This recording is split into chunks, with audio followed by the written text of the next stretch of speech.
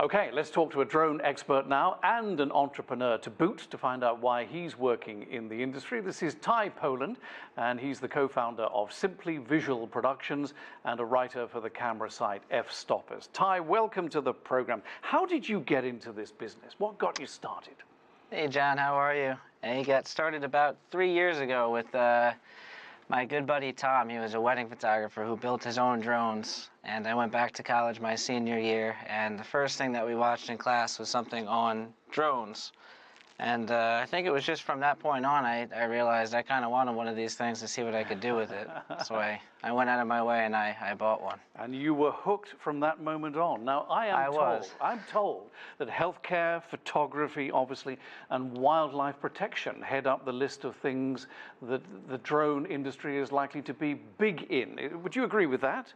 Oh, absolutely. I think there's so many different uses for a drone, from drone racing to photography, videography, filmmaking, industrial applications, from agricultural to inspections, and everything from transportation to delivery and so on. There's a lot of opportunity in this field. Okay, well, go on. I was going to do this question at the end, but you mentioned it. So what is drone racing? This sounds very dangerous. So drone racing, honestly, is something that I'm pretty new to myself. I consider myself a rookie, but I just got into it, and I actually brought one of my little FPV drones with me here that we custom built.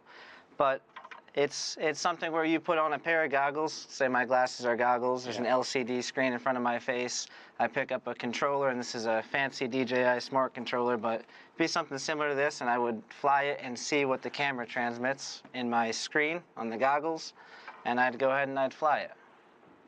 That is amazing. That's amazing. And I'm told by my producer, Naya, that you actually have another drone there. One that you made yourself, right? Can you show us that? That's actually this one right here. So this little guy is the custom build. Okay. And then I have this one, which is a DJI model here. Wow. And this is the Maverick 2. So this is one of the most common drones out there today. It's got the nice Hasselblad camera. I've got my Polar Pro filters on there to get my images looking nice and crisp. And it's my favorite little guy. This is my setup right here. No, it looks, I take photos. It looks terrific. Now, why did you make that drone? So I built this little guy just to kind of get into the whole building and kind of see how these things work. So when these big companies manufacture these drones, all the motors are made different for the different size models. This is a Maverick, so it's a much smaller, more portable version.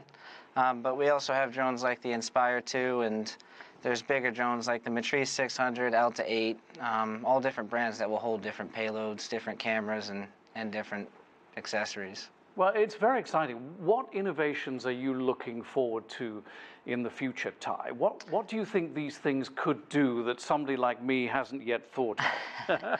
I think it's a great question. Honestly, I'd like to see these things, some form of transportation down the road before I head out of this world. Maybe 30 years from now, I could see some sort of transportation, delivery, and I would like to see what they do in the film industry with these things.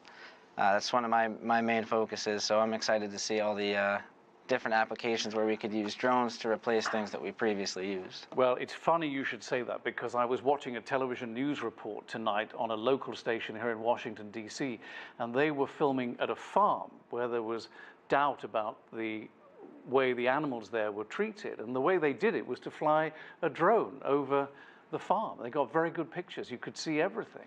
Oh, absolutely. So you could fly these things a certain height according to your country's laws, rules, and regulations.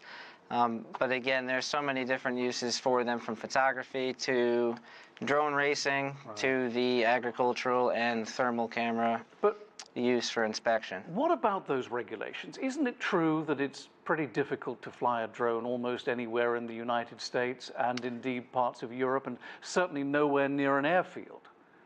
Nowhere near airfields. You got to consider the other safety of aircrafts flying. If they have people in them, it's unsafe to be flying around those other aircrafts unless you have permission, and those pilots know. Aside from that, though, laws in other countries can be more strict. I actually would go online. If you're interested in flying in other countries, go online, do your research on that country, make sure you have a license and knowledge on drones before you go out and fly in other countries. But, you know, I hate to be a party pooper because, you know, that's not what I like to be. But I have to say that in Gatwick Airport, just south of London in December, the whole field was closed down because somebody was flying a drone nearby. When you see that sort of thing happening, your heart must go into your mouth a little bit, knowing that you're in the business. Yeah, so that stuff freaks me out. I mean, it happened in Newark, it happened in Dubai, and it happened at Gatwick. So three different airports, and a drone operator like me hearing about that stuff just, it makes me want the government to enforce the laws a little bit more. Just get people to go out there, get your license, get your drone registered, and understand the rules before you go out and fly. We don't want people shutting down airports, and it gives drone a bad name. Yeah, we've already got delivery companies like Amazon and others thinking about delivering packages by drones. Can you do me a 5-second answer? Do you think we'll ever get to the point where individuals like you and me can fly in a drone, or is that just too dangerous? No, I think it's absolutely possible. I do think there's a lot of safety regulations. And in open space, maybe it's a little bit safer, but over cities and stuff right now, I think we have a couple years to figure that out. Okay, well, I'll think of you next time I'm stuck in the traffic in Virginia or outside New York, Ty. I really will. Thanks very much. Absolutely. Thank you. Not a problem. I enjoyed that very much. Thank you so much.